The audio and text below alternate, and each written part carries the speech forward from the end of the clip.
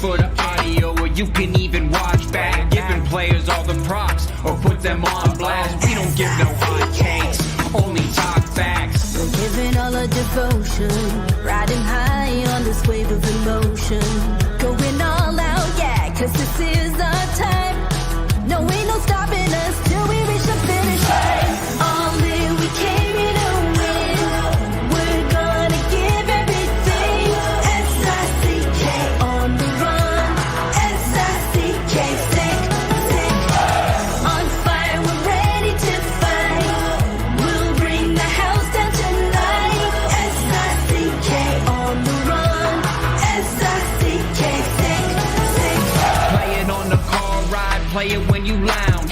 X and O, you know that we can hold it down. Shout out to my man Sammy, got it off the ground. And to all the listeners tuned in right now, got debates, analysis, and speculation. This is sports talk for the new generation. You know where to find us, got a reputation. Sick podcast, your #1 sports destination. Giving all our devotion, riding high on this wave of emotion. Going all out, yeah, cause this is our time. No, ain't no stopping us till we reach the finish line. All in, we came here to win. We're gonna give everything.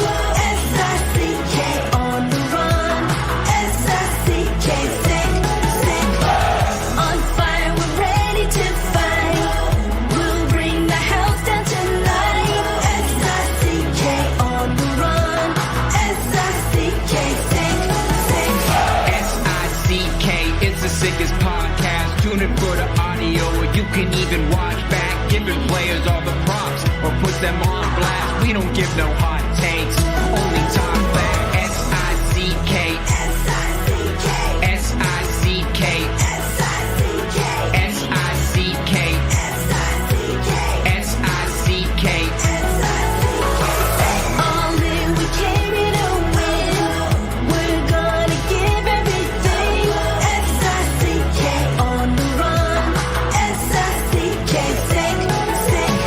S-I-C-K, it's the sickest podcast. Tune in for the audio, or you can even watch back. Giving players all the props, or put them on blast. We don't give no hot takes, only talk facts. We're giving all our devotion, riding high on this wave of emotion. Going all out, yeah, cause this is our time. No, ain't no stopping us till we reach the finish line. All in, we came here to win.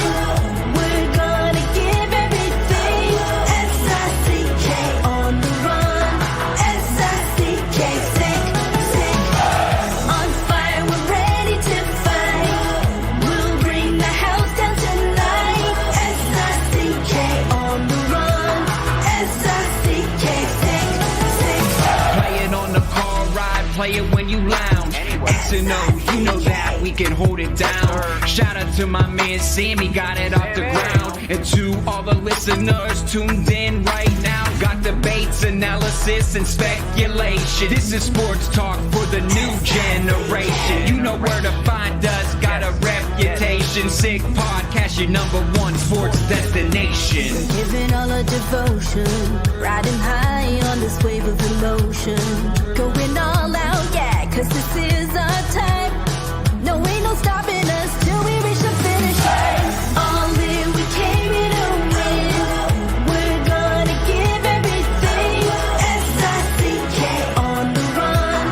S-I-C-K, sick, sick. On fire, we're ready to fight. We'll bring the house down tonight. S-I-C-K on the run. S-I-C-K, sick, sick.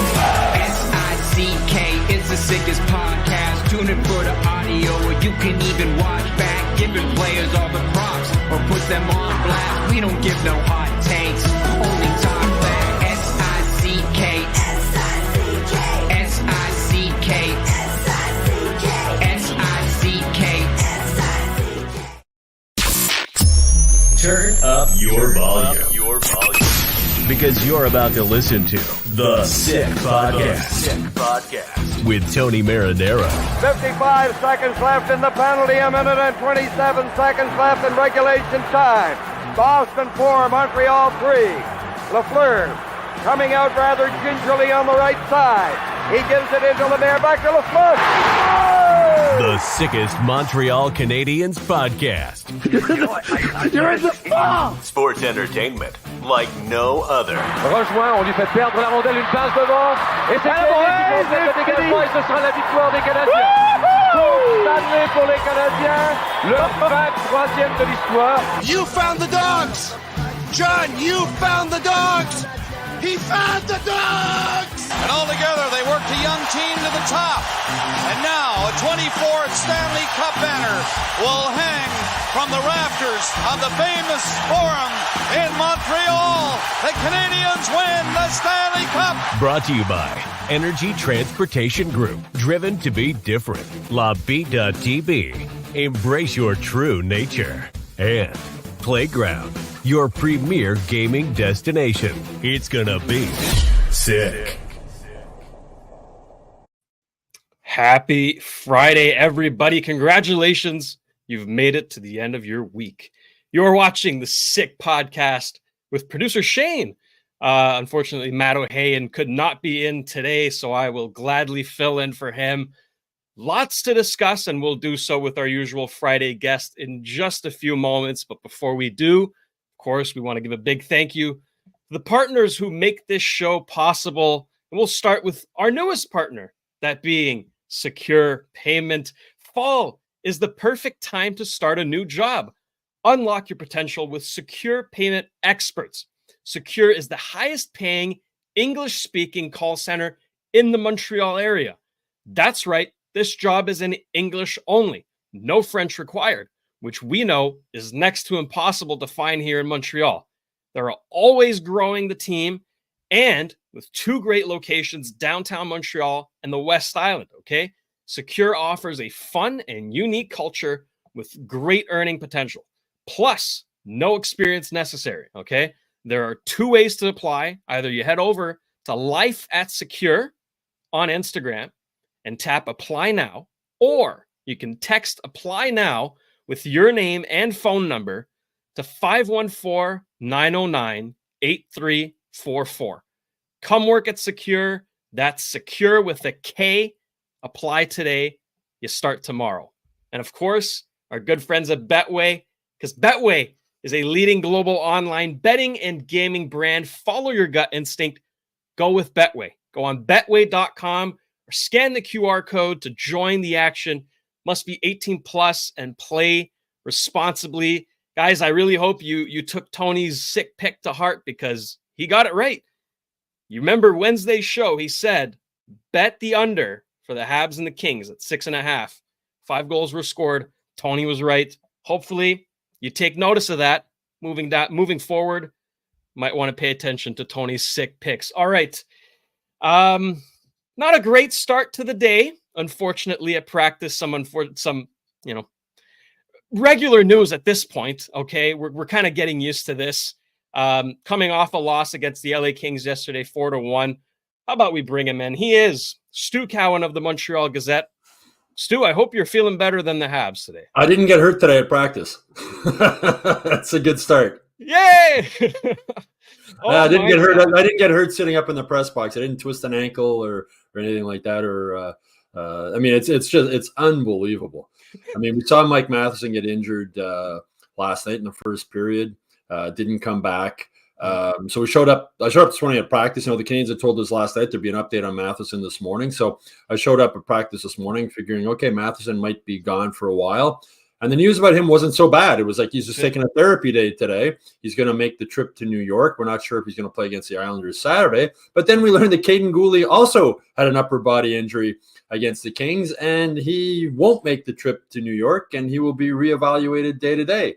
And then to make matters even worse, Juraj Slafkovsky takes a little snapshot in practice, nothing, just nobody checking him, nothing like that. It's a shooting drill. And then after the shot starts doing this with his left shoulder, and he leaves the ice and doesn't come back. He will make the trip to New York, but Marty St. Louis said he's not sure if he's going to play. So it's one thing after another with this team. It's unbelievable. Kaiden Guhle, starting the first day of training camp when he had to have his appendix out, right. Comes back, plays one preseason game, has been arguably the Canadiens' best player or most consistent player this season. And now he's out. So it's crazy. It's I talked with Chantal Maccabee after practice today, and I said to her, I hope you don't get hurt going to New York, and sort of chuckled. But I mean, you almost have to laugh at it at this point. It's just crazy. Here we go again. I mean, the Habs have been leading the league in man games lost due to injury. And, Patrick Laine, before the season even started, out for months. Now you get three of your top guys on top of that. Don't forget Reinbacher also. Reinbacher's there, yeah. I'll give that a pass because he would probably go to Laval. He's on for the season, right? So it's one after another. This thing doesn't stop. I want to find whichever voodoo witch put this curse on the Habs and beat them up myself, because this is getting out of hand. Like, luckily, these are only day-to-day injuries as far as we know. As we know so far, yeah. Also, how did Matheson even get injured? Like, I tried to find a replay. I didn't see what happened to him. I heard somebody tell me he sort of maybe fell awkwardly. I mean, we saw the hit on Guhle. That was, it's amazing. He played the whole game after that. Yeah, we know what happened there. He got hit really hard into the boards. But with Matheson, didn't really see anything, which might be why it's just, as I said, it was a therapy day today. He's going to make the trip. So maybe just a stinger or something like that. I mean, I'm speculating. Who knows? But at least the prognosis for him this morning was better than I thought it would be. But the one on Guhle, that sort of came out of left field. I didn't see that coming. And then, as I said, Slafkovsky was like just taking a routine shot. I believe he's had some shoulder injuries he dealt with, or shoulder issues he dealt with last season. Might have re-aggravated something. But, there was a tough start to the season. They played, 4 games in the first 6 days or whatever it was. Might be catching up to them a little bit there, but it's just, you really have to shake your head at what is that's like year after year after year. I mean, I think one of the earlier podcasts for the season, you figure, talk about odds. Like, odds are eventually you're going to have a season where you don't get a lot of injuries, but it's not going to be this season for the Canadiens. Oh my God. Anyways, hoping for the best. On a bright note, I did see Patrick Laine leaving the rink last night, and he wasn't using crutches. He was still his knee in a brace, but he was walking very gingerly without crutches. So that might be the best news from the Canadiens injury front. When he was injured, they said 2 to 3 months. So the crutches are gone. Reinbacher's still on the crutches with the heavy brace. So, maybe the prognosis for Laine will be correct, and it'll be 2 to 3 months, and that would be some good news for the Canadiens. How about that? That's excellent. That's excellent. Was he wearing a nice suit again? Define nice. yeah. I'm an old guy. It's a spectrum. He's sort of sitting in Kirby Docksold's seat in the press box. And I must say, he has a very impressive collection of colorful toques. Every day he's got a different toque on his head. But yeah, he's got some flair for fashion. Not the suits that an old guy like me would be wearing, but he rocks the look for a young guy. Absolutely. Well, hey, that's good news considering the other bad news. We'll take it. We'll definitely take it. Hoping for the best for Matheson, Guhle, and Slaf. Obviously, Goule's not playing tomorrow in New York, but the other two are probable. Unlike, maybe. I don't know. I'd say maybe. I'd say maybe. Yeah, we'll see. We'll see there. Stu, what I wanted to do today is kind of take a step back and analyze the first 5 games from a general perspective, right? Tony does the post-game shows and he dives into the games and to the players directly. I kind of want to take a step back and see, okay, 5 games in, right? Obviously too small of a sample size. We know that the rule is you evaluate a team about 15 to 20 games into the season. So still 10 games left to that. I think 15th game is November 9th. Still some time. But 5 games in, they're 2-3, 6th in the Atlantic.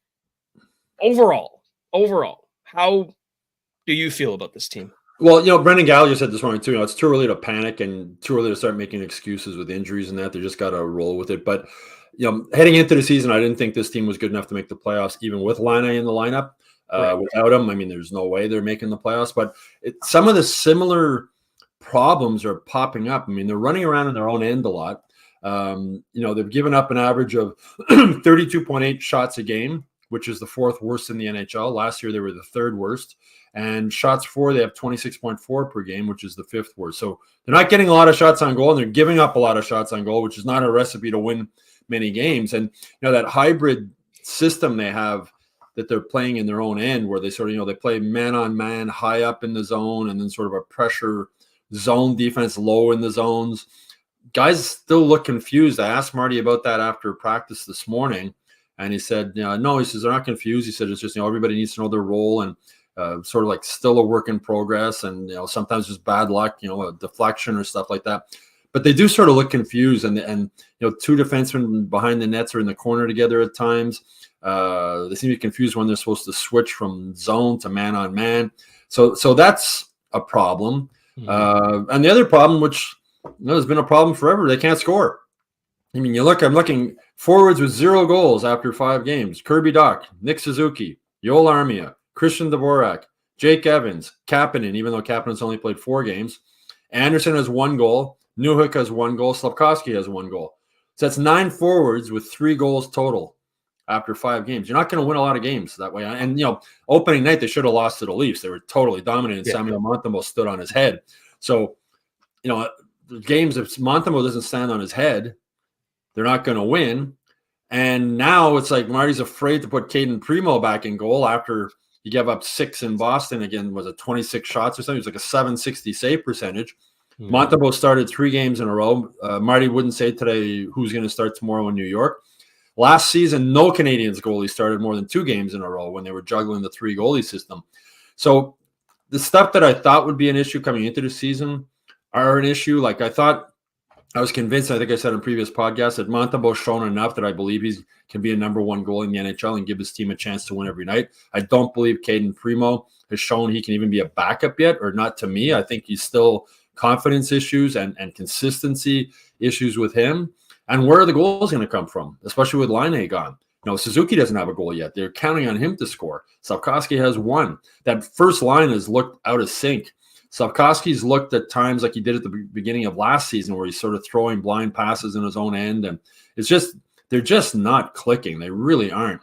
And, Jake Evans is a guy, I think Jake Evans has been one of their best forwards this season, which is good and bad thing. It's good for Jake Evans in a contract year, but it's a bad thing if your 4th line center looks like one of your best players out there. Like, they need their top 2 lines to start going. And, in defense, Kirby Dach, that was a major, major knee injury he had. For anybody to think he was going to come back and just step on the ice and be the Kirby Dach that we saw the end, not last season, but the season before, that's a major knee injury. Like, you don't just bounce back from that. We were asking Kirby about it the other day. Is it a conditioning thing? Is it a cardio thing? And he said, no, it's more of a timing thing. Just haven't played in games for almost a full year. It's just a timing of knowing where your teammates are, knowing where you need to be. The Canadiens are going to be patient with them. But there's a lot of the stuff that I thought were going to be problems for the Canadiens going into the season are problems, and we'll see if they're able to fix them. That's it. I think, we talk about a bit of an overreaction from the fans saying, oh my God, like Canadiens fans overreacting. I know. But you know what, as what we do, right? We can talk directly to the fans. And I think it's important to pass this message, because I've seen people say, oh my God, this team sucks. The rebuild's, crap. Martin St. Louis needs to be fired. Take a breath. Chill out. Not only is it 5 games into the season, this team was never making the playoffs, right? I think there was a misconception here with the term being in the mix, right? A lot of people understood that as like, oh yeah, we're going to be in the playoff mix. Being in the mix just means playing meaningful games later in the season, something the Habs haven't been able to do in the last 3 years. Now, I think a more appropriate expectation or goal, if you will, would just be to be a 500 team. Yeah. Right. They haven't been not even close to being a 500 team last 3 years. If they can reach that mark this year, that's an improvement. And honestly, if they can't, that's when the alarm bells start to round off. But I think 500 is doable. What do you think? Well, with Laine, I thought it was doable. Without him, and now if you lose Matheson and if you lose Guhle, it's going to be really hard. But I think that would be. Like, I thought, I wrote a column when it happened, when they're at the golf tournament, they're all saying in the mix. I thought that was a realistic goal for this management team to set. The players also say they want to make the playoffs. Players don't care. They don't want to be in the mix. They want to make the playoffs. But from a management standpoint, going into the 3rd full year of a rebuild, I think that's a realistic goal to be in the mix. To make the playoffs isn't a realistic goal, in my opinion, for this season. I think they're 1 and probably 2 years away from being a realistic playoff contender. You got Demidov coming in next year. Maybe 2 years from now, Michael Hage is ready to jump in. We'll see. The goaltending situation. They're a couple of years away. They have so many good young prospects coming up, and it's just going to take time for them to develop. And as much as there's been some negative stuff from the first 5 games, I mean, the play of Lane Hutson has just been crazy. I mean, he played over 30 minutes last night, which is insane for a guy playing his 7th game of his NHL career. And they were hard 30 minutes. He was up and down the ice like crazy, all over the place. Speaking to him after the game, so I guess you're going to sleep well tonight. And he sort of laughed, but he's really been come as advertised and maybe even better. Like, he played a lot of minutes last night. And defensively, he hasn't looked like a liability. He loses some physical battles, but he's so smart and he's so good with his stick that he's able to win puck battles. So, I mean, you look at him, Jacob Fowler coming up as a goalie, Reinbacher, if he can stay healthy, Michael Hage, you go down the list, they have a lot of prospects, and it's going to take time for these guys to figure out the NHL. Logan Mayo was called up today. That's right. So we'll probably see him in the lineup. It's going to take time, and year 3 of a rebuild. People always talk about a 5-year plan. They're 2 more years away, or actually 3 more years away from the 5 years. And that's why I wrote a column recently. We were post me where I'll ask to predict when the Canadiens might win a Stanley Cup again. I said 2030, which to me is a realistic goal. Doesn't mean they will, but it takes time. And I think Canadiens fans, I think with the Line, all the excitement that acquiring Line brought, fans were like, we're finally going to be in the playoffs. It's going to be good. But again, it's going to take time for these players to develop. It'll be interesting to see with that hybrid system in the defensive zone, how long Marty's willing to just stick with it. Like, if it's not working and if the players are confused, at some point maybe you need to dumb it down a little bit and just go to a simple man-on-man or a simple zone, whichever one you want to do. But yeah, I mean, there's they are who they are, the Canadiens right now. They're a rebuilding team going in year 3 of a rebuild. There's going to be growing pains. My biggest concern in the game against the Kings is that the compete level wasn't where it should be. And that's something we haven't seen very often since Marty St. Louis took over as coach. There was maybe a handful of games last year where that happened. So this is one of maybe a handful we'll see this season. We'll see how they come back out tomorrow night against the Islanders. But Patrick Roy is going to have his team fired up for this game. So Canadiens better be ready to go. Yeah, no, that's it. And one thing that maybe it's too easy to overlook, but it is a factor. This is the youngest team in the NHL, right? I forget what the average age is, but they're 32nd or first, however you want to look at it. They're the youngest team in the league. So there's bound to be some, mistakes, development to be had. I'm not freaking out. This is exactly what I was expecting heading into the season.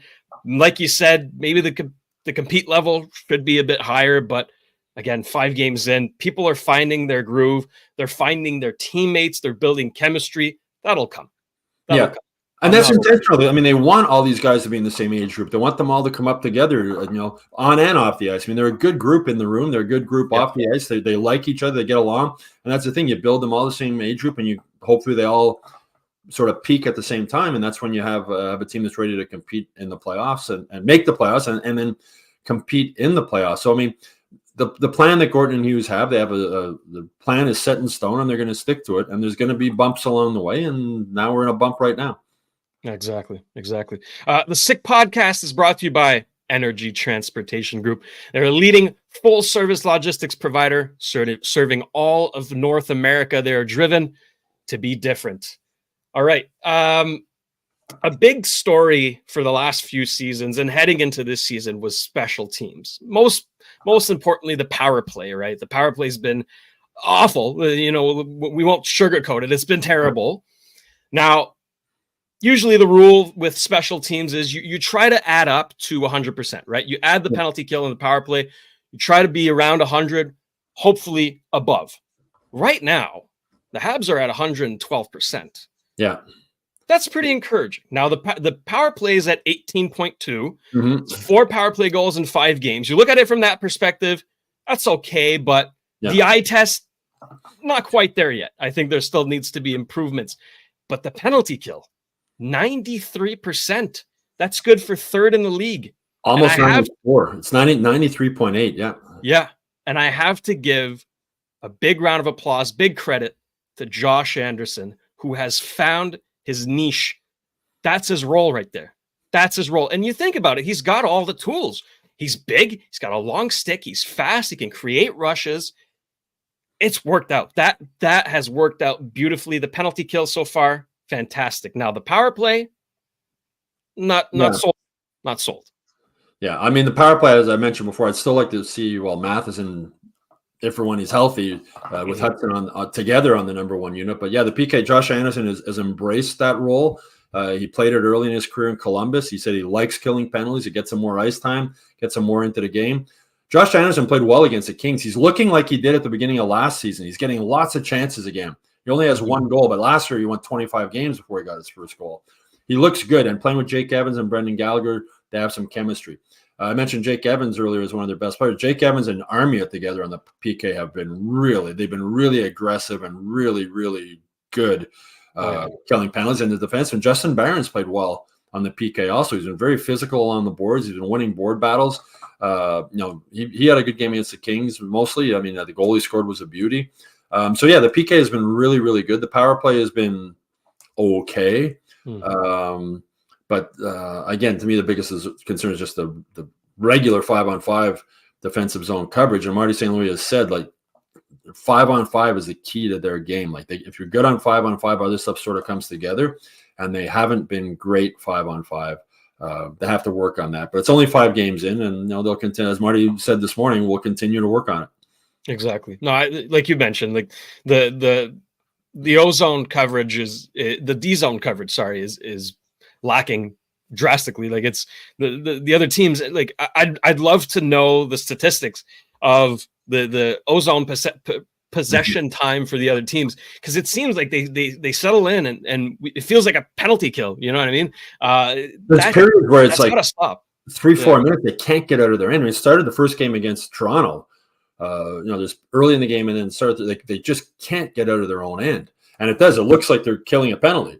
Like, you almost got to look on the ice or look in the penalty. Oh yeah, there's nobody in the penalty box. This is 5-on-5 here. Yeah. And again, it looks like there's confusion. And Marty St. Louis has a brilliant hockey mind, and he sees things and has all these concepts. He doesn't like to call them systems, but if the players are having a really hard time figuring out, as I mentioned earlier, it might be time just to dumb it down a little bit, and we'll see how long. He's convinced this system works, and he says there's breakdowns in every system, which is true.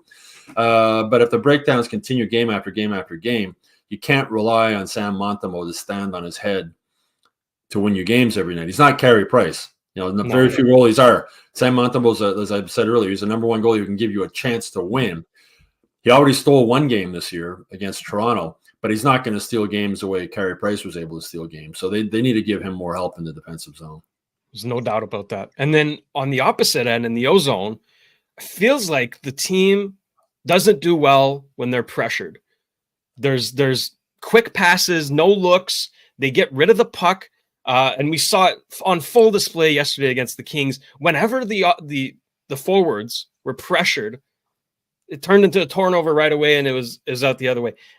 That also, like, I don't know if they're not confident, that they need to practice that. That's for sure, because I mean that's a big issue. They're not able to do what the other team does and install an offense, like an attacking chance in the O-zone. It's in and it's already out.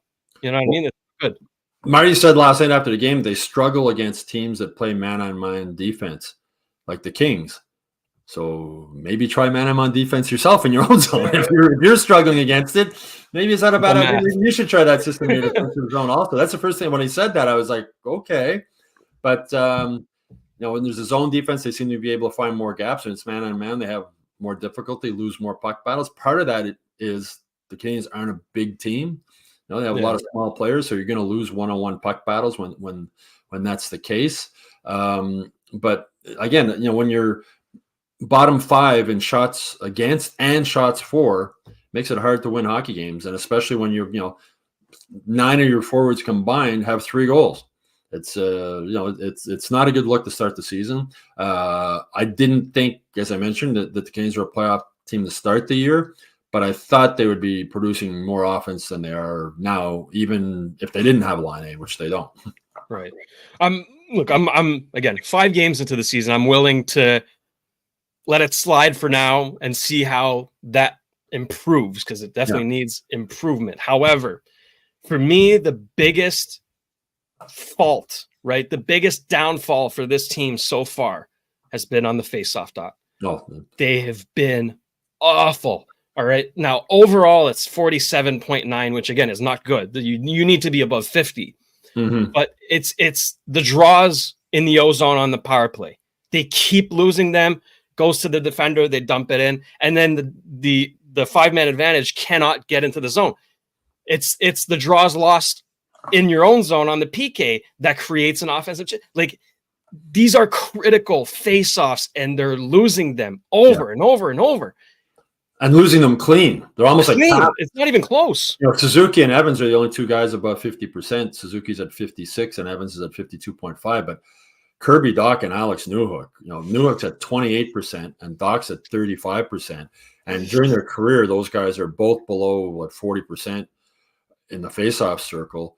And when you're losing faceoffs like that, you're chasing the puck all night. They were horrible in the faceoff circle against Toronto in the opening night. I think they're like 35% or something. You chase the puck the whole night. And also teams have set plays off of faceoffs.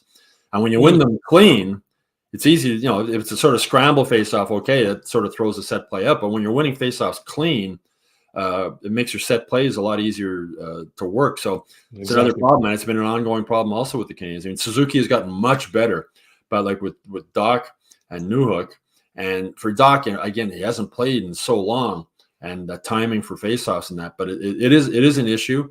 They have Owen Beck down in Laval, who's like a faceoff specialist almost.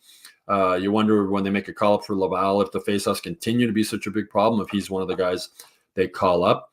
But no, faceoffs, you're chasing the puck when you're losing them, and especially on the PK and the power play, they're doubly important. You lose a faceoff on the PK, the puck's down the ice, there goes 15 to 20 seconds of your power play right off, and vice versa. So they need to improve there. And as I said, Nick Suzuki, to his credit, has become much better on faceoffs. Jake Evans has always been good, but they need more than 2 guys that can win faceoffs. It's really bad, and I'm wondering maybe Kapanen can slot in at center. I know he's fairly good on taking draws, but I know Grant McCagg. I'd be remiss if I didn't mention it. His idea was to put Dvorak at center with Kirby on the wing, take off the face-off pressure off of Kirby and Alex Newhook. But then again, you'd have 3 centers on one line. I don't know if that's what Marty wants. It's a hard situation. One of the reasons that Dach and Newhook together is they both shoot the opposite hand, right? So they could take only faceoffs on their strong sides, but that doesn't seem to be working either. And it's a little bit of a surprise with Kirby because he's such a big, strong guy. If you can't win the faceoff clean, at least tie the guy's stick up. Just tie the guy up and have one of your wingers come in and get it. But he also had that wrist injury, the fractured wrist he had when he was in Chicago. Maybe that's still factors into faceoffs, but. As I said, with Newhook and him, the idea was have them take them on their strong sides, but that really hasn't been working either. And it's another problem that the Canadiens need to address. It's only 5 games in, but the season goes quick. Before you know it, it's 10 games, 15 games, 20 games, and then Marty always likes to say, is this a one-off or a habit? And things, if it becomes habit that you're losing all these draws, you're going to have to do something, and maybe calling up Owen Beck is something they'd have to do. We'll see. But I agree. It's definitely something that needs to be addressed. Yeah. And also, like winning faceoffs in the NHL is a lot different than winning them in junior or in Europe. And I spoke with Kirby about this earlier this year. He says, it's man strength you're going up against, and you have guys in the NHL who a big part of their job is just to win faceoffs. Like that's not the only reason they're in the NHL, but that's a big reason why they're in the NHL is because of their ability to win draws. Go back to Yannick Pro, who was one of the all-time greats in the faceoff circle. So it's a jump and even for Owen Beck, as I said, as good as he's been in faceoffs in junior, we'll see how he is, at the AHL level. They play their home opener tonight in Laval, the Rocket. But like anything, making the jump to the NHL is more difficult. But Owen Beck's been so good at faceoffs, and in junior he was winning over 60%. So he's got a natural ability, obviously, when it comes to that. Yeah, no, for sure. And it doesn't help that you were facing back-to-back 2 of the best in the league in Sidney Crosby and Anze Kopitar, who put on a clinic in the face-off circle. I mean, that was. And Crosby wasn't good. When Crosby first came into the NHL, he wasn't good on faceoffs. That was one of his very few, if only, weaknesses. And he worked on it and improved on it. And same with Nick Suzuki. He worked on it and improved on it also. It's remarkable. The Sick Podcast is brought to you by La Bittt at Tibi. All right, they launched their new Ultra Lager, a refreshing, thirst-quenching beer, perfect for the cool fall days, with only 90 calories, 2 grams of carbs, and 4% ABV per can. They're available in a packs of 6 and 12 in grocery stores and C-stores all around the province of Quebec. Ultra light, ultra refreshing. It's been a bit of a negative show so far, starting with the injuries and talking about all the points that needs to be fixed. So let's cleanse our palate a bit and talk about some positives. Look, we mentioned him already, but Lane Hutson, it's unprecedented to me what he's doing right now. 7 games into his NHL career, playing 30 minutes a night against the other team's top line, holding his own on the defensive end. Like, he's not been causing a ton of turnovers. He's not been out-muscled. He actually had a cool little battle with Adrian Kempe yesterday. Yeah. That was fun to see. And then obviously what he does with the puck, going into the O-zone, controlling the puck, right? The puck possession in the O-zone, he's the top of the league. He's number 1. Like, he's the best. So this just makes me think about what he'll be able to do when he's 24, 25, right? Entering his prime. This is a 20-year-old with 7 NHL games in his back pocket. Unprecedented. I've never seen anything like it. No, and once he adds another 10 or 15 pounds, he's like 170 pounds right now. You know what I mean? That's right. He's 162 now. So I don't think he's never going to be like a 200-pound guy, but he's going to be, I can see him like 175-ish, 180. So once he gets that stronger, but I mean, his cardio was incredible to play the amount of minutes he played last night. It's like, not like he was hanging back. They weren't Chris Pronger 30 minutes where, your Chris Pronger was a master at, conserving energy. Like, Lane Hutson is all out every time he's out. And Marty St. Louis said that, like, what's impressed him the most, I asked him after the game, what did you maybe learn about Lane Hutson you didn't know beforehand after watching him play 30 minutes? He said, I said, but it's a compete level. And that, like, as skilled as he is, he competes so hard. Excuse me. And if he does cough up a puck, he busts his butt to get back. Yeah. And he's tenacious on defense. Before the training camp started, and Rob Ramage said he's like a dog on a bone playing defense. And that's what he is. And he's like a dog on the bone all the time. Mm-hmm. And his ability, he's not the prettiest skater in the world. Nobody's teaching that skating stride. But, man, is he quick, and these little moves and the dipsy doodles and the way he sees the game. And Marty had another interesting thing he said recently, and it's weird because he's a rookie. He said he'll get even better when the players learn to play with him. Yeah. Like, the veterans are going to learn to play with the rookie instead of the other way around. And Marty said that, but it's true because there's times, from the press box, we're up on the 8th floor, we're high up, and you can really see things develop. And there's times against the Kings, I'd see him sort of make a dump in or make a pass. I go, what's he doing? And then, Josh Anderson's breaking in and picking it up. That's what he was doing. Brandon, he sees things before they happen. And with more reps and the more he plays, the players are going to figure it out. And, I'll probably figure it out from the press box too. I won't go, what's he doing? I know what he's doing. But he has that ability to just find guys and not necessarily guys that are standing there open. Mm-hmm. Guys that he knows if he puts the puck in a certain spot, they're going to be there and get it. And for a guy like Josh Anderson, we talked about him earlier, that can really help him because Josh Anderson has that burst of speed. He's hard to handle if it's a dump in and he's the first guy, the F1 going in to get it. He's hard to handle, and if he beats the defenseman to the puck, it can create scoring opportunities. So, as you say, I can't remember seeing anything like this either. People have asked me, who does he remind you of? And to me, even though he wasn't a defenseman, it's Denny Savard. Like, he has those little spinorama moves like Denny Savard had. From a defenseman, maybe a little bit like Phil Housley when he first came up. He was a little skinny kid also playing for Buffalo. But he's very unique in the skill set that he has. And he's a treat to watch. I mean, at the Bell Center every game, every time he touches the puck, it's like, everybody's waiting to see what he's going to do next. And, Brady Tkachuk, the game against Ottawa, when he was doing all the head fakes behind the net, Tkachuk was sort of imitating him. So, guys, to me, that was a sign of frustration from Tkachuk. You know what he's going to do. You know he's going to give you little head fakes. and he still beats you. Mm-hmm. And he's 5'10" and 162 pounds. Like, you just want to run him through the boards, right? But you got to catch him to run him through the boards. So he's been really just so much fun to watch. And as you say, 20 years old. The thing that's going to be interesting to see, he's never played more than 39 games in an NCAA season, right? Right.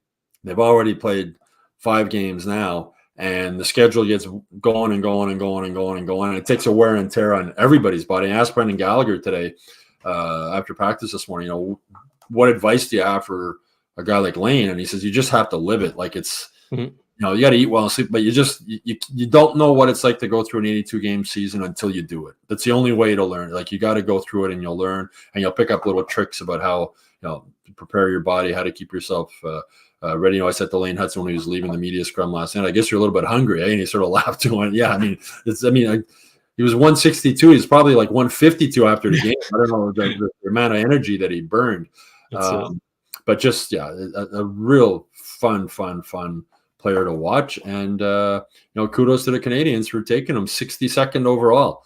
As I wrote in a column recently, watching him play, it's hard to believe 61 guys were picked ahead of him. And the Canadiens had him on their list, obviously. But they picked a few guys ahead of him. They picked Slafkovsky in the first round and Massar in the first round, and then they took Beck with the 33rd pick before they took Hutson 62nd.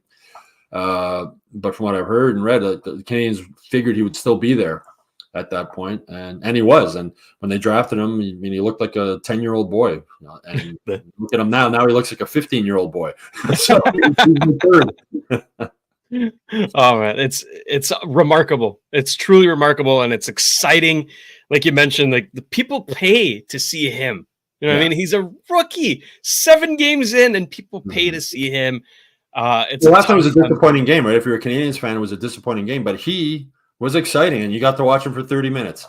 And it's been a while since the Canadiens have had a player like that, right? A player who wasn't. Their stars have been goalies, right? It's been Carey Price and Patrick Waugh. It's been a while since they had a player who was a star. Cole Caulfield is exciting, but he's exciting because of the way he shoots the puck, right? But it's not Lane Hutson. It's end-to-end rushes, and it's dipsy doodles, and it's things you don't see. It's like the best kid in the neighborhood playing shinny on the outdoor rink, right? You can't get the puck off everybody. But he's doing it at the NHL level as a 20-year-old with 7 games of NHL experience. If you go back to last season, crazy stuff. And now, if we stick to the defense, you mentioned him already, but Kaiden Guhle is breaking out this year, right? We already knew he had it in him. We knew he was a top 4, no doubt about it, NHL defense. But now, my goodness, he's looking like a number 1 defenseman. The way he's playing, he looks like a 10-year veteran, right? He does everything right. He's physical. He generates offense.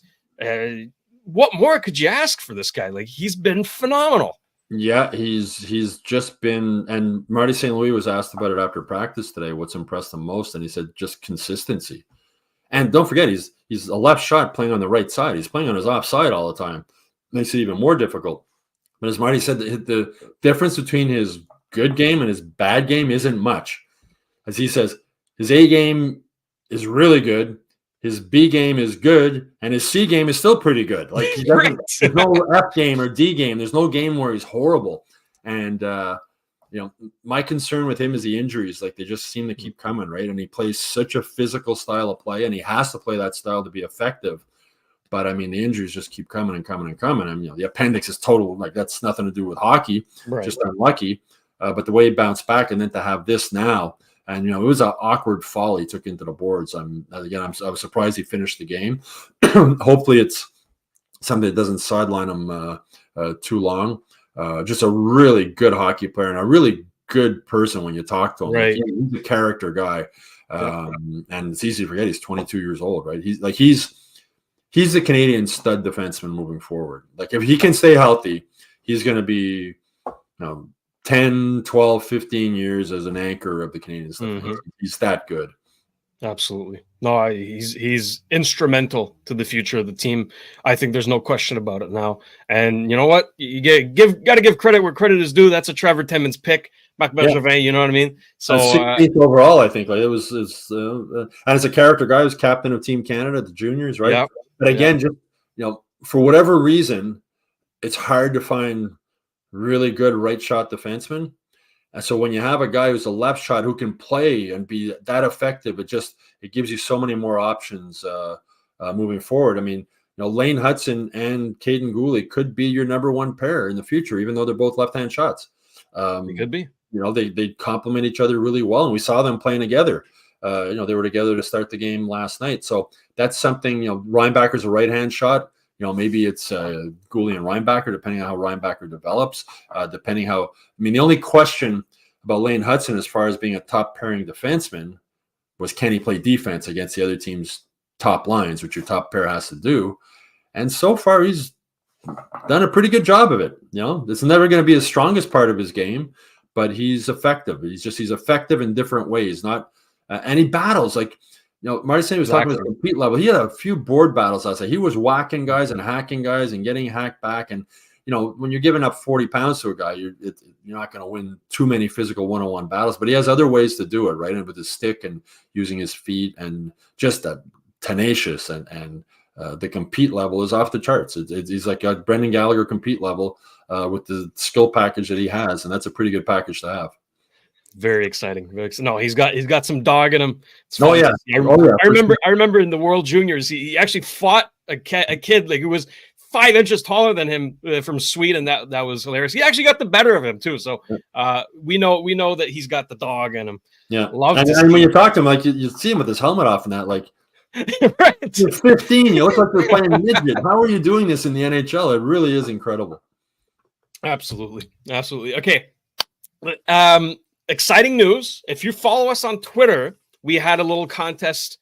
We were giving away a Slafkovsky signed frame, and the winner has been announced. All right. So go check on Twitter, see if you won. Maybe the winner doesn't even know yet, but check on Twitter. And we thank Unrivaled Memorabilia and Era Frames for the frame. We're going to have more giveaways coming along. So follow us on Twitter. It's Twitter, okay? It's not X. It's Twitter. So don't let Musk hear you saying that. Oh, he can hear me. He can hear me all he wants. He'll block you, but he doesn't want to allow these. He wants to eliminate the blocking thing, I believe, on Twitter. So that's another story.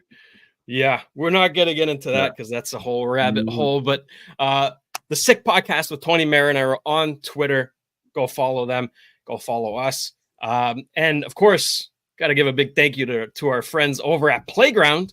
Okay, if you're looking for the ultimate entertainment experience, Playground has it all: gaming, poker, fine dining, live music, and DJs, all with unmatched customer service. Why go anywhere else? Just minutes away from downtown Montreal, across the Mercier Bridge.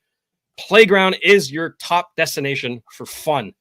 Stu, in closing, tomorrow night against the New York Islanders in New York, there's bound to be changes. Obviously, Guhle's not playing, so we're assuming Struble slotting in. We don't know yet about Mayu. We don't know if Slafkovsky's playing.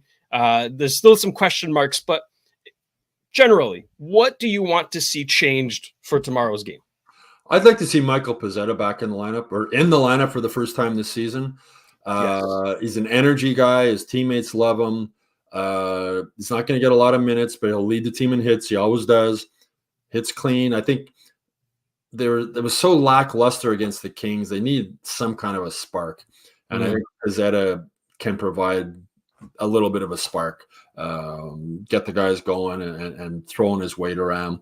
You want to see more goals from the guys who were like, see Nick Suzuki score a goal, get on the board, and Doc, who's, as Neil mentioned, coming back from the injury. But the other thing you're talking about Twitter or X, if they don't win tomorrow night, I'm wondering what the react, because fans seem to, for the first time since Marty St. Louis took over as head coach, the love affair seems to be slipping just a little bit, just by judging on Twitter. You can't, majority of people aren't on Twitter, but from the fans who are, and it's a cesspool. But fans seem to be sort of getting fed up about this development. They want to see the hard coaching that he's talked about. After the game last night, the players were saying they need to be more mature. They need to play a more mature game, which is true. But again, the third full year of a rebuild, there's still a lot of growing pains ahead. But to me, it's interesting that 5 games into the season, the patience of Habs fans, which has been quite remarkable so far in this rebuild. Yeah. Jeff Molson has said that, he didn't know what the fan reaction would be when he committed to a full rebuild. But as you were mentioning earlier, I think with the excitement with Laine coming, the excitement with Hutson, fans were thinking this could be a playoff team or at least in the mix. And through 5 games, they don't look like that, right? They really don't. Only 5 games.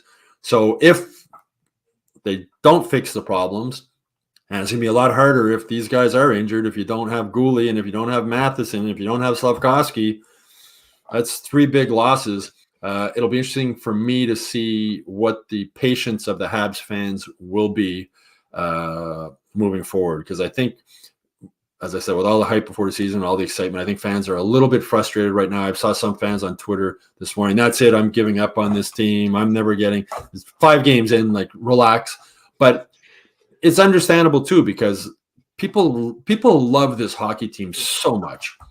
Canadiens fans love. We had our Hockey Inside Out Summit last weekend, where fans who could follow Canadiens on the Gazette come to town once a year. They come from all over, and I always find it interesting talking to them, like how they became a Canadiens fan. Mm-hmm. My dad was a fan because when I grew up, it's the only games you get. There's all kinds. There's a million different stories. First time I saw Guy Lafleur, first time I saw Carey Price. And it's always about people love this hockey team. They love them almost like a sickness, right? It's like a religion. It's a religion. They want them to do so well, and the love affair is almost never, like, the passion for this team, I think, is stronger now than it was when they were winning cups almost every year, because we took it for granted back then. Oh, they're going to win the cup. There was games the Canes didn't sell out back at the Forum back in the day when they were winning cup. It was like you just took it for granted they were going to win. But people are so passionate about this team. People want them to do well so bad. Young Canadiens fans want a Stanley Cup parade in Montreal. Middle-aged ones want one before they die. I'll ever see another Stanley Cup. So the passion is great. The amount that these fans love the team, and that's why you get the overreactions. I think it's just that people want them to do well so badly, but it's going to take more time. The rebuild again. I think Gorton and Hughes are on the right plan. I've mentioned this before. I still think they could use a more experienced NHL coach behind the bench to help Marty and Stefan Robida, and they don't have and Latowski. They don't have a ton of NHL coaching experience, but the fans are passionate about it, and we'll see. If they lose again Saturday against the Islanders, then you got the Rangers coming here Tuesday. The schedule doesn't get any easier, but and if the injuries, today, as I said, when I showed up at practice, I was like, oh my God, this is ridiculous. Like, this is you can't even explain it. It's just no. Like bad luck. It's just bad luck. They're just a very unlucky hockey team when it comes to injuries. Absolutely. Well, hoping for the best, hoping for a win tomorrow, and enjoy the game, Stu. Enjoy the game. Hopefully no more injuries. That's done. Thing of the past. Health, and health to you, Stu, as well. We hope you're not on the IR anytime soon. We need you nice and healthy, because these Friday shows aren't the same without you. So, Stu, appreciate it. Enjoy your weekend. Enjoy the game. Take care. All right, you too. Take care. All right, that's Stu Cowan of the Montreal Gazette. You love him. That's about it for tonight, guys. We appreciate you tuning in. Tony will be back on Monday. I don't know what Matt's doing, but hey, Matt's doing his thing. It's all good. I'm here to take care of business tonight, and I thought it was a pretty good show. So we thank our partners, of course, Betway, Energy Transportation Group, Playground, La Bittt, Tibi, and Secure. Thank you to producer Sammy, Juliana, back at Master Control. This has been another edition of the Sick Podcast with producer Shayne. Until next time, take care, everyone. And that's a wrap. Hope you don't miss us too much until next time. Follow the Sick Podcast with Tony Marinaro on YouTube, Instagram, Facebook, Google Play, and Apple Podcasts. The Sick Podcast is brought to you by Energy Transportation Group, driven to be different. LaBita.tb, embrace your true nature. And Playground, your premier gaming destination.